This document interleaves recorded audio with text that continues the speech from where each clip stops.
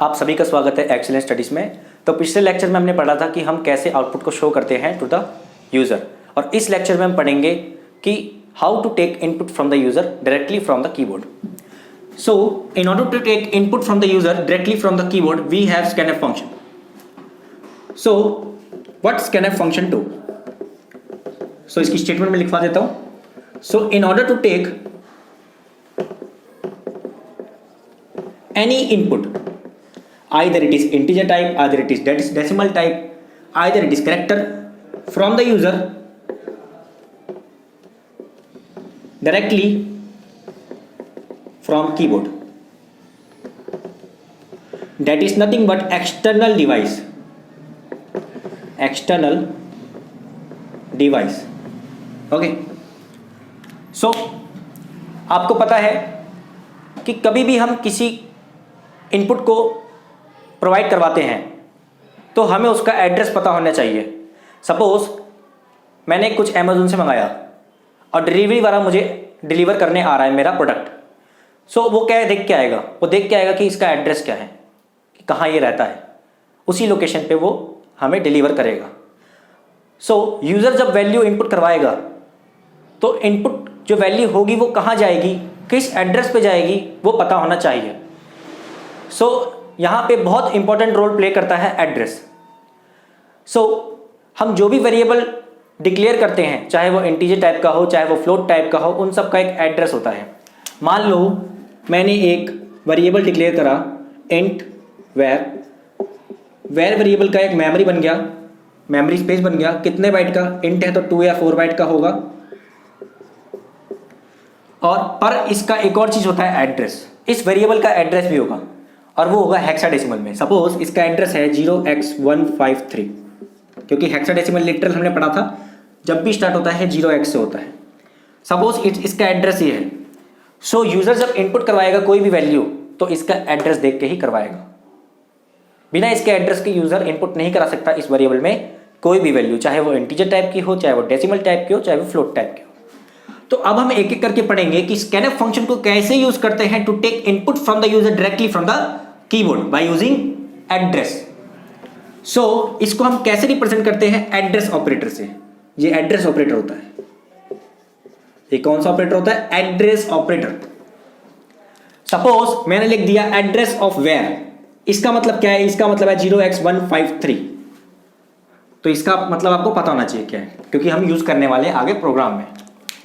So now we are going to study how we can use scanf function one by one by using integer input, by using decimal input, by using character input. Now number 1, integer input output। Syntax मैंने बता दिया था पहले lectures में। तो सबसे पहले यहाँ पे हम यूज करेंगे हेडर फाइल studio.h। ये हेडर फाइल क्यों यूज करते हैं? ये हेडर फाइल इसीलिए यूज करते हैं क्योंकि हम दो फंक्शन यूज करने जा रहे हैं यहाँ पे, प्रिंटफ और स्कैनफ। प्रिंटफ किसके लिए? आउटपुट के लिए। स्कैनफ किसके लिए? इनपुट के लिए।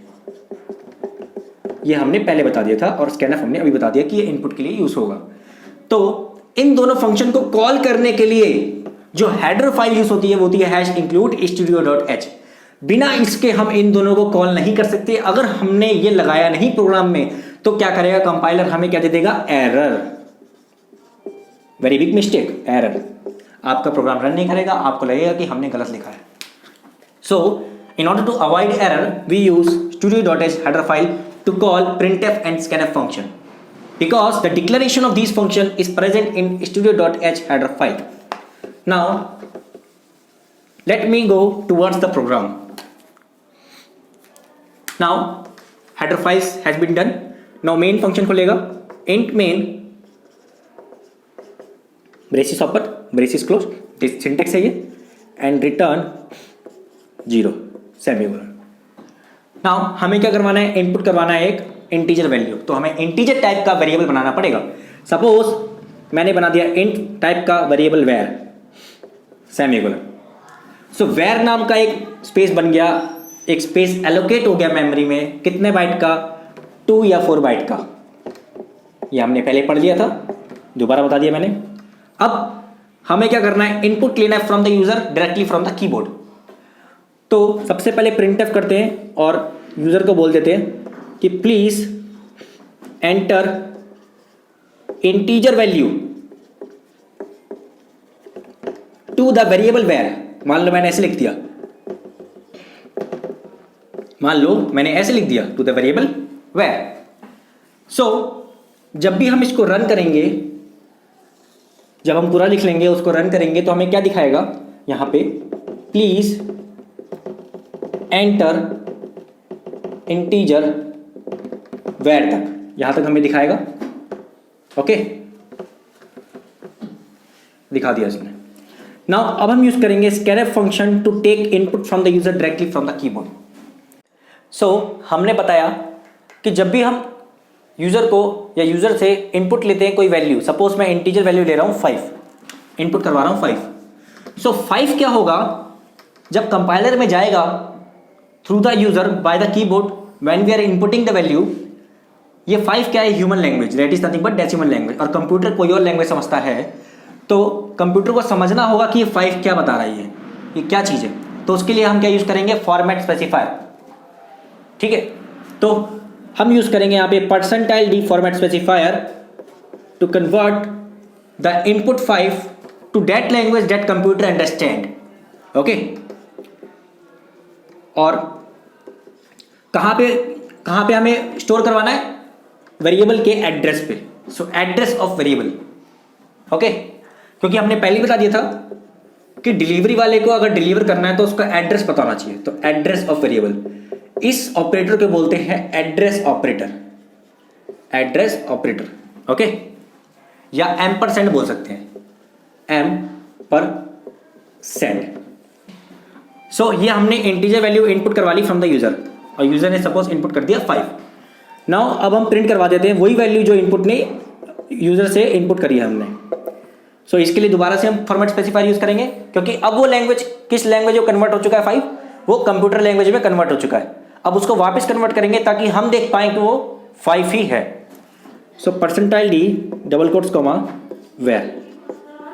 ठीक है, तो ये यूज हो गया हमारा, और हमें क्या शो कर देगा 5 इधर। तो ये पहला काम हो चुका है हमारा। Now moving on, decimal input output. Okay, so मैं मिटा रहा हूं उसको, ये रन करके देख लेना कंपाइलर में, चाहे टर्बो C++ हो, चाहे देव सी हो, चाहे कोड ब्लॉक्स हो, आपको यही रिजल्ट मिलेगा। Okay, now moving on, second, that is nothing but decimal input output.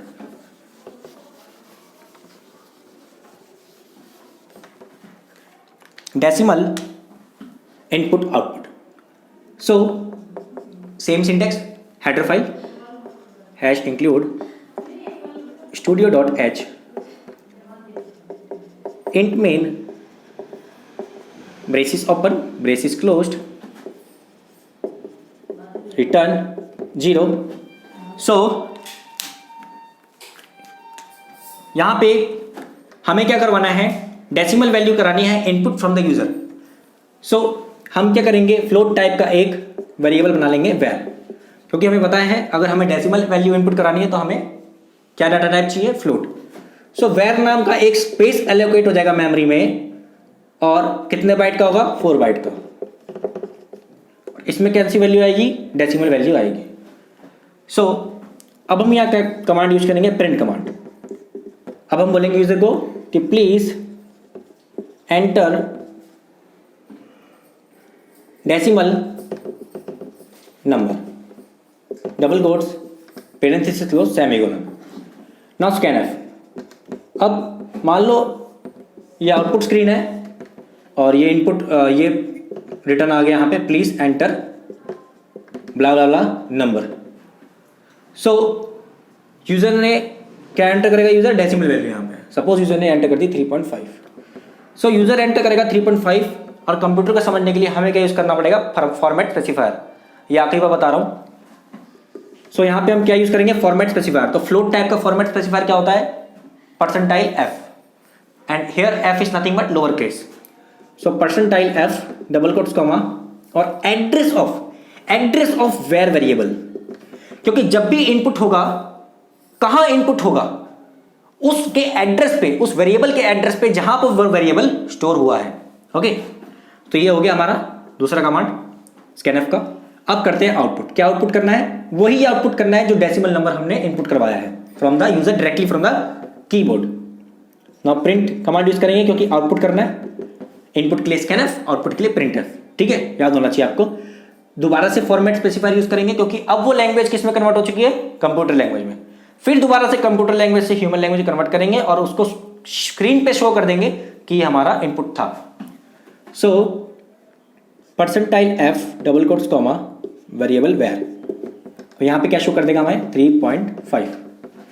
या तो अगर आपको कोई स्टेटमेंट लिखनी है, मान लो यहाँ पे कोई स्टेटमेंट लिखनी है आपको, तो ऐसे लिखो आप प्रिंटफ डबल कोट्स, यहाँ पे लिख दो एंटर्ड वैल्यू या एंटर्ड इज इक्वल टू, जो हमने एंटर करवाया था। तो यहाँ पे कैसा आ जाएगा आउटपुट में? Entered is equal to 3.5। इस तरीके से आपको आउटपुट में दिख जाएगा। ठीक है, तो ये दूसरा कमांड हो गया है decimal input output. Now we are going to study character input output. Same syntax, hash character input output hash include studio.h int main function खुल गया, braces open closed, return 0 and now we need to enter a character. So we are going to use गारा type, that is nothing but char. So एक variable declare कर लेते हैं कैर type का, क्योंकि हमें कैरेक्टर इसमें इनपुट करवाना है। सो एक मेमोरी स्पेस बन गया वैर टाइप का, और इसमें कितने साइज का होगा? 1 बाइट का, क्योंकि कह रहे हैं ना हमें इसमें इनपुट करवाना है कैरेक्टर। कैरेक्टर क्या होता है? ए बी, या तो पता होना चाहिए कैरेक्टर क्या होता है। कैरेक्टर होता है ABC, capital A, capital B, capital C, hash tag, dollar, null character, ये सब कैरेक्टर होते हैं। या हम बोल सकते हैं किसी भी वैल्यू के ऊपर सिंगल कोट्स लग गया वो कैरेक्टर होता है। ये हमने पहले ही बता दिया था आपको। ना हमें कैरेक्टर वैल्यू इनपुट करवानी है यहाँ पे, तो सबसे पहले एक स्टेटमेंट लिख देते हैं यूजर को आउटपुट पे, please enter character double quotes semicolon. Now scanf. So जैसे मैंने ये लिखा आउटपुट पे क्या आ जाएगा? Please enter character, enter character, ये ऐसा आ जाएगा पूरा। नाउ स्कैनफ यूज करेंगे to take input from the user directly from the keyboard. Format specifier क्या यूज हो कैर के लिए? कैर के लिए हमने पता है कि फॉर्मेट स्पेसिफायर जो यूज होता है वो होता है परसेंटाइल C। हमने पहले पढ़ लिया था डाटा टाइप वाली वीडियो में, याद से उसको देख लेना। सो हम क्या यूज करेंगे? Percentile C to convert the human language to the compiler language, double quotes comma address of that variable. क्यों? क्योंकि हमें पता है जब डिलीवरी वाला डिलीवर करता है वो उस एड्रेस पे करता है जिस एड्रेस से वो सामान मंगाया गया हो। ओके, सो अगर हमें बताना है कि वेयर कहाँ मौजूद है मेमोरी में, तो उसका एड्रेस वो बताएगा कि वेयर कहाँ पे है। सो इसको बोलते हैं एड्रेस ऑपरेटर, और ये यूज करता है in order to tell the user that where the var variable is stored in the memory. Now input हो चुका है, अब करेंगे आउटपुट। printf दोबारा से आउटपुट करने के लिए percentile C format specifier double quotes comma var variable, the name of the variable। तो यहाँ पे क्या आ जाएगा? सपोज हमने इनपुट करवा दिया C directly from the keyboard by the user, यहाँ पे C प्रिंट हो जाएगा। मान लो हमें कुछ स्टेटमेंट लिखना है, तो कैसे लिखेंगे? डबल कोट्स के साइड में स्टेटमेंट लिख देंगे। यहाँ पे प्रिंटफ डबल कोट्स, यहाँ पे कुछ लिख देंगे। मान लो मैंने लिख दिया CHAR, तो यहाँ पे आ जाएगा CHAR। सपोज मैंने लिख दिया इज इक्वल टू C। यहाँ मैंने लिख दिया यहाँ पे मान लो इनपुट इज इक्वल टू, तो यहाँ पे आ जाएगा input is equal to C। ये कब आएगा? जब हम रन करेंगे इन एनी कंपाइलर। ठीक है, सो बिना रन करे नहीं आएगा ये। और वेर वेरिएबल में क्या आ गया? C। ठीक है, तो हमने बता दिया कैरेक्टर इनपुट आउटपुट। सो हम आपको ये बताना चाहते हैं अब कि कोई भी कैरेक्टर चाहे वो हैशटैग हो, चाहे वो सी हो, चाहे वो ए हो, चाहे वो अपर केस ए हो, चाहे वो लोअर केस जेड हो, चाहे कोमा हो, चाहे नल कैरेक्टर हो, ये सारे कैरेक्टर जब हम इनपुट करवाते हैं यूज़र से तो वो उसकी कौन सी वैल्यू यूज़ करता है कंपाइलर, तो वो यूज़ करता है आस्क की वैल्यू। कंपाइलर को अगर हम ए प्रोवाइड करते हैं फ्रॉम द यूज़र तो वो यूज़ करता है उसकी आस्क की वैल्यू। सो आस्क की वैल्यू क्या है उसको हमें समझना होगा। सो मैं ऊपर लिख देता हूं आस्क की value. Now what do you ask की फुल फॉर्म देख लेते पहले। American standard code for information interchange.